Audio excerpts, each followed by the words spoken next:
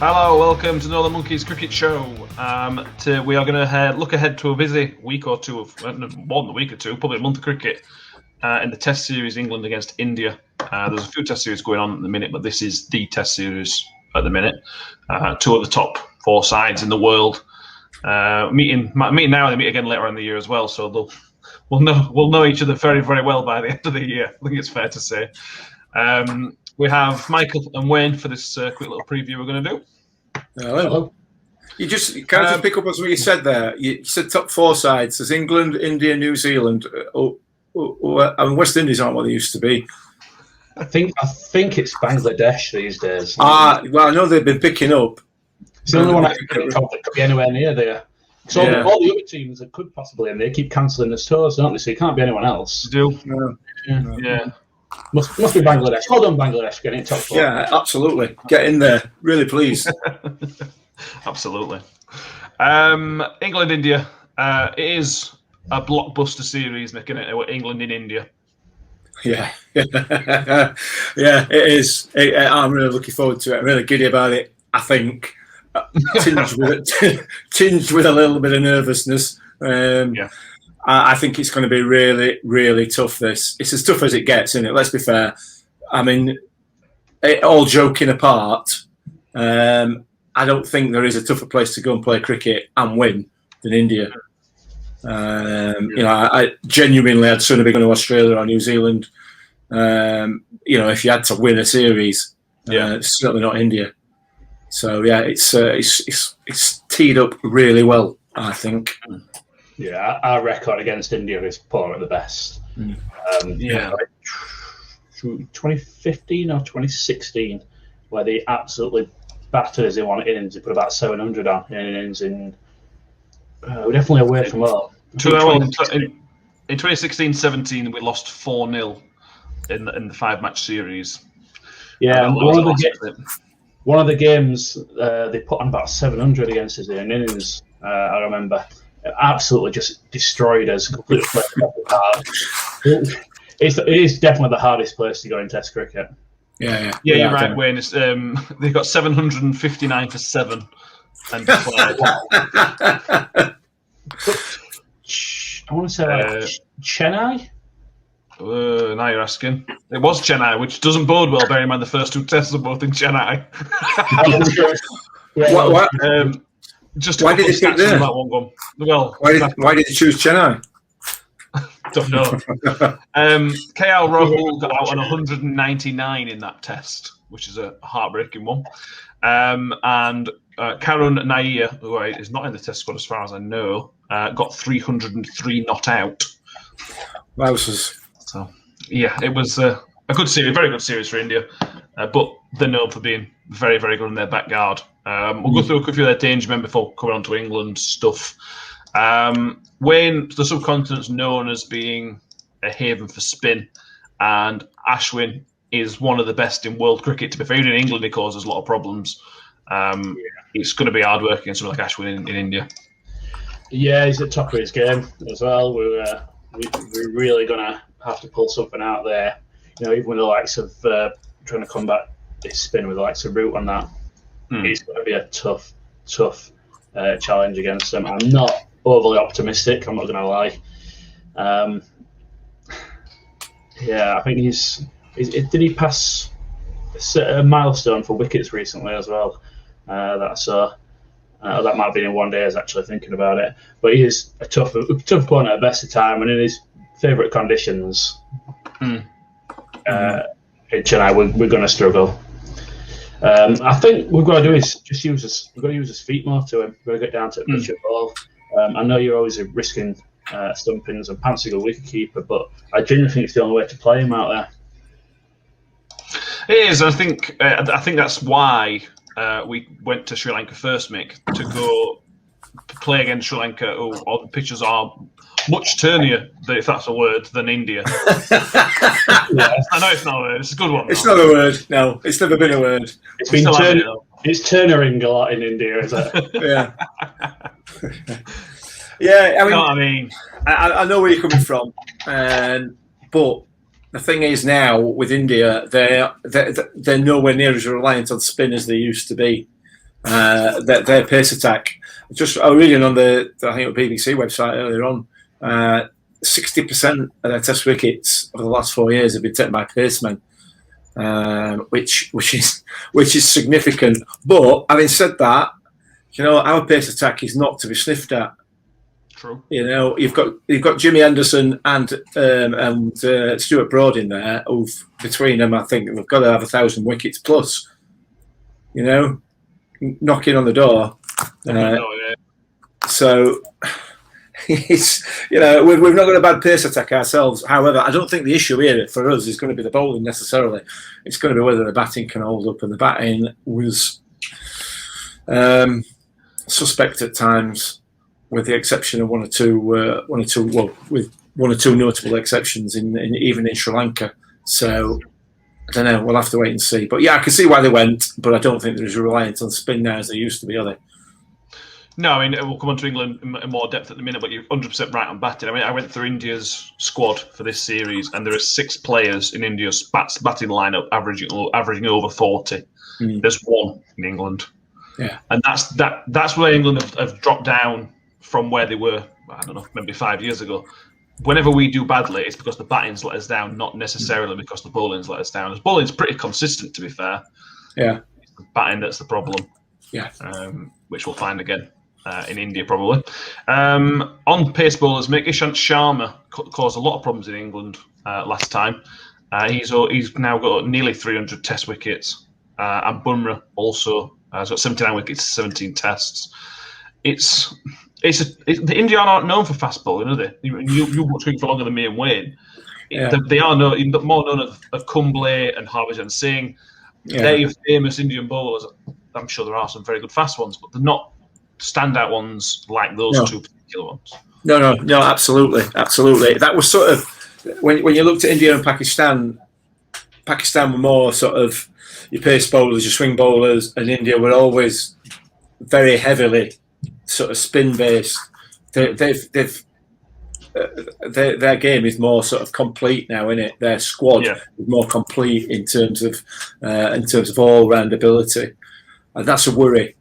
That's a worry because whatever they've turned their hand to, whatever has been their sort of niche, if you like, they've always been exceptional at it. And if they start, if they add pace bowling to their armoury as well, which they clearly have done, then that's why they are where they are. They are the best team in the world. Yeah, they are. New Zealand will argue with that, but in all conditions they probably are. Yeah, I think that is a fair thing to say. We can't finish talking about India, Wayne, without talking about the man Virat Kohli. He's on his way to being their best batsman. I think he's played half the amount of games of Tendulkar, but it's got more runs in that sort of time frame. If you nail down him, I know they've got several other batters that are good batters, but if you nail down Kohli, it hits them where it hurts, doesn't it? It does. In the same way they'd be looking at the England squad and saying the same about Joe Root. But I think you have caused some sort of national outrage by suggesting that Virat Kohli could eventually become better than Tendulkar. That's a big, bold statement you're making there, Alexa. I won't make that statement. Don't bombard me with messages on social media. All right. Slightly off topic, but I think Tendulkar's gone down with Indians after some comments he's made today regarding protests. But we'll move off that for a second. Either way, in terms of cricketing alone, I don't think I'll ever see anyone better than Tendulkar, if I'm brutally honest. However, Kohli is just unbelievable. There's not many cricketers that are brilliant in all conditions. You have to be really at the top of your game to even be considered someone who's as good as that. Ponting was probably the closest thing you can get to it, other than Tendulkar, someone who was good in all conditions and all formats of the game. Bear in mind, these is realistically pre-T20 become as big as it was. He is the key to unlocking their batting lineup, although you've still got Pujara and the other likes that can score runs. Is Kohli batting at 3 or 4? He has been batting at 3. Okay, I think. So you still got to take that opening wicket to start with before you even get to him. That's let's take one step at a time. You've also got to bear in mind he didn't play 3 of the 4 tests in Australia, so he has not got much Test cricket over the past year because of basic paternity leave. So he's not as hot on playing cricket as the rest of the squad are, which I'm sure won't matter. Can't his wife have been pregnant like now? I'm trying to win this. Good thoughtless, isn't it? Yeah. Selfish. No, but I agree. He's going to be the key to it. There's some quality players in that top order for India, as you mentioned with those averages. It's going to be tough. It's going to be very, very tough. It's like I said, going to India is probably, like Mick already said, it's one of the biggest tests. Even before these players, it was still one of the biggest tests to go to India. I mean, when England won under Alistair Cook, that was an incredible achievement, and that was realistically before the current lot. So it's hard work. Before we come on to England, I know many people don't care about it, but the World Test Championship, this is still part of that. And as Wayne's mentioned, but Australia pulling out of tours in South Africa has had a huge impact on this. The only way that New Zealand are now qualifying for the final of the World Test Championship, which well done to them. That's a very, very good achievement. Only England, Australia, and India can qualify. England to qualify must win 3 out of the 4 tests to qualify for the final. That's a good one. Yeah. You mean 3 out of the 4 tests that we play in the whole year? No, unfortunately not. 3 out of the next 4. Yeah. This lockdown has been tough. I need a cheering up like that. Yeah. I don't know the story. I've been called up to open the batting for Worcestershire. Jesus Christ. England haven't done that in India since 1976-77 tour. It's not going to happen. India need to win. India do need to win the series to qualify, either 4-0, 3-1, 3-1, 2-0 or 2-1. Somehow Australia can still qualify by, if it's a drawn series, if India win 1-0 or England only win 2 tests, Australia will somehow qualify for it then. It's bizarrely complicated. Australia can qualify without playing another game somehow. So, anyway, thanks Australia for pulling out of South Africa and ruining it for everybody. Who would have thought that Australia would do something like that? I would have thought that Australia would try and do something underhand. It's just them all, does it? Can't believe it. Yeah. So I mean, there's a suggestion there then that it could quite easily be that, like you say, Australia qualify if it goes their way. If we win 1 test, then Australia qualify. If we win 1-0.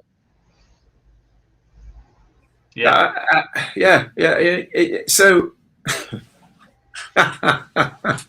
yeah. It was already a very complicated system, and then the fact that nobody could play each other for a year has made it an even more bizarre system. I think the idea of the World Test Championship is really good because it forces people to play each other. It's just unfortunately came in at an unfortunate time. How it will work, I'm sure the next one hopefully will be better when that kicks off, which will be from next year, I think. On to England. Joe Root will make his 100th Test appearance. Sorry. He's again, we talked about Kohli being their key. Joe Root's our key anyway. Oh yeah, definitely. He's the only one that's got a chance of actually winning a game for us in this series. All the 3 out of 4 that we need, obviously. Well, it's going to be a slightly different batting order this time round. You got Burns has come in. Fox has come in, and Ollie Pope's come in as well today into the team. Whether you'll see those 2, not 100% certain. But I'd like to think we can put a bit more of a fighting display on with that this time round. Maybe Dan Lawrence, who's going to be in his 3rd test and the hardest test he'll probably have to play in, is going to be able to perform. I don't know, but let's have a bit of confidence that we won't concede 700 and then get balled out for 50. Yeah, you would assume that Burns and Sibley are going to open, Mick. Burns. I like a lot. I like Burns a lot. And if Sibley can bat like he did in the second innings of the second Test against Sri Lanka, then he gives himself a chance because he bats long and he bats slow. And for somebody like India, that'll really, really frustrate him. It will, yeah, it will, and that's key. That's key to have somebody in these sorts of conditions and this sort of environment, if you like. You need somebody who's going to stick around. Joe Root obviously has stuck around and is capable of doing so, but you can't rely on him for 4 tests, to do that in that sort of in 8 innings. It's not doable. I mean, well, it is doable, and he may well do it, but you can't rely on it, can you? You need somebody else there. So yeah, I mean, this would be an ideal for Sibley to step up and dig in, just dig in, because we've got enough players in this squad to bat around him. And Joe Root. If both of them get a start and dig in, then we'll make a big total. Even in these conditions, even against the quality that India have got.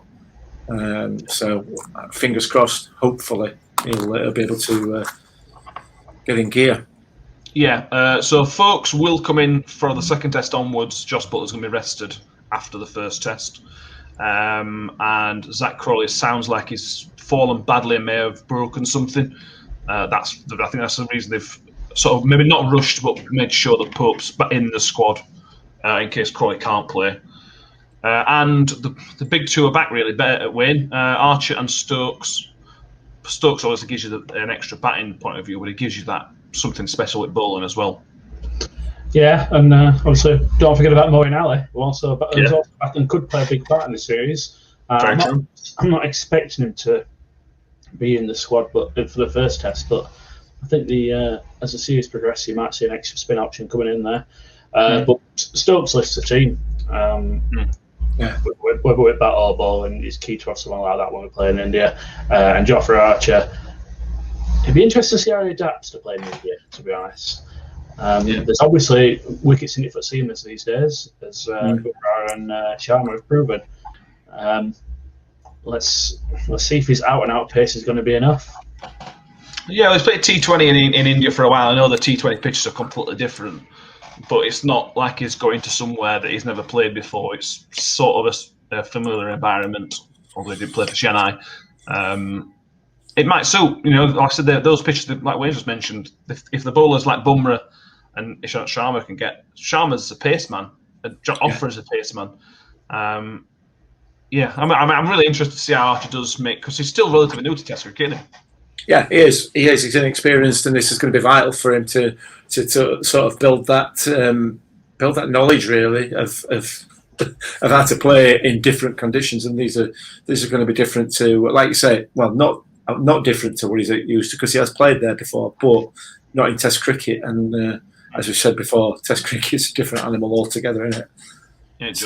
Yeah, I'm interested to see how he goes on. You'd assume, Wayne, that Jimmy Anderson and Stuart Bowl will be rotated throughout the Test. I'd be surprised to see both of them play at the same time. Would you agree? Yeah, it sounds strange, but I think with Stokes being in the squad, I'm not sure. I think that at some point during this series, you'll probably see both of them play. However, I can't see them being constant throughout the series. You've got Woakes, you've got other options in there that can do a job. So, are we really going to need more than 3 seamers during the game? Probably not. Possibly not. I suspect you might see them both in this first Test. I don't know whether the team's been announced yet. It has. I've not seen it. I suspect you might see them in this first Test. I suspect you'll see a very strong team with the ECB Open, that we can get one on the board first, with one eye on the Test series. The World Test Series Championship. Yeah. I don't know. I might be wrong, but I think if they're going to go for it, then go for it from the first Test, and if we lose, we lose. We can then rethink the team. But I think you need Broden Anderson if you want to take this series. We need Broden Anderson cooking for all 4 tests. We need Joe Root and some others also cooking. So I'd be putting him in personally. I'd be playing him in this first test, and I'd go for it. I would go for it. Very brave of you. That's the kind of guy I am. Because I've got no influence in it whatsoever, so I can say these things. Yeah. And we're going to finish up for anybody who's watching internationally. This part will not make any sense to you. But the big news for all English cricket fans and everybody in the UK is that English cricket is back on free-to-air for the first time since 2005. Channel 4 have secured the rights. They'll use, obviously, the Indian feed, but the studio and everything will be covered by Channel 4, which it's just fantastic, mate. It's been what was it, 15, 16 years now. It's been 16 years too long.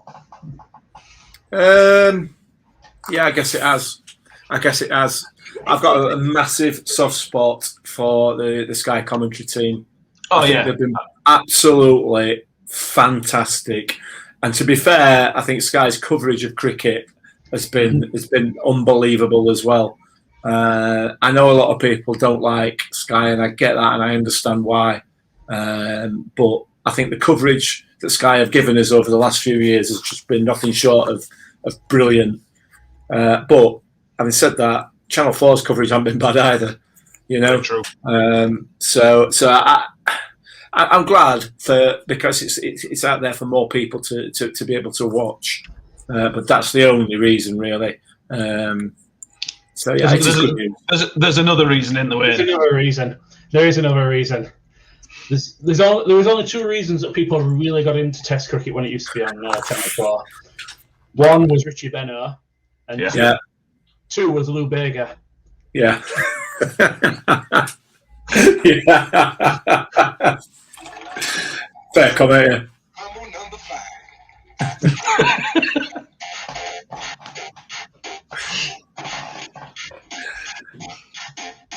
Do we have to pay royalties for this? Let's hope not. I just stop next. We're playing low. We might have to pay royalties. However, that is a sound that's familiar to any cricket lover in the early noughties and late 90s as well. Mm. No, early noughties, weren't it? Yeah. Yeah. About that, yeah. Back 2000 onwards.